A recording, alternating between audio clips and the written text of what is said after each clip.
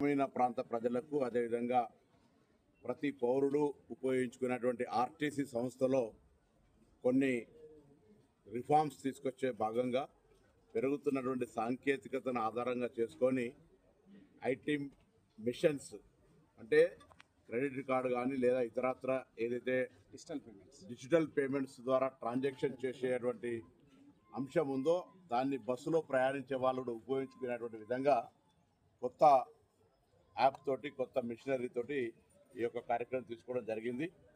ఇప్పటికే హైదరాబాద్ లాంటి నగరంలో 3 నెలల కింద ప్రారంభమైన పథకం ద్వారా డిజిటల్ పేమెంట్స్ దాదాపు 16-20% దాకా పెరుగుతూ ఉంది. తెలంగాణలో ఇప్పటికే దాదాపు 9-10 వేల బస్సులు 6,000 బస్సుల పైన ఈ డిజిటల్ పేమెంట్ సిస్టమ్ కానీ అదేవిధంగా ప్యాసింజర్కు డెస్టినేషన్ ఇచ్చేటువంటి విధానం లోపల ఎటువంటి డిస్టర్బెన్స్ లేకుండా తొందరగా టికెట్ ఇచ్చేటువంటి విధంగా పంచుకొట్టడము వాటికి వీటికి ఆ మాన్యువల్ కాకుండా టెక్నికల్ సిస్టమ్ లోపల కన్వీనియన్స్ అండ్ అకౌంటబిలిటీ ఉండాలంటే దానికి సంబంధించిన డాటా అంతా కూడా హెడ్ ఆఫీస్లో సింక్రనైజ్ అయ్యి ఎప్పటికప్పుడు బస్సులో ఎంతమంది ప్యాసింజర్స్ ఉన్నారు, ఎక్కడి దాకా వెళ్తూ ఉన్నారు, రెవెన్యూ ఏంది అనేది అంతా కూడా ఆన్లైన్ చెక్ చేసుకునే సిస్టమ్ లోపల ఈరోజు ఆర్టీసీని వ్యవస్థీకరించడం జరిగింది.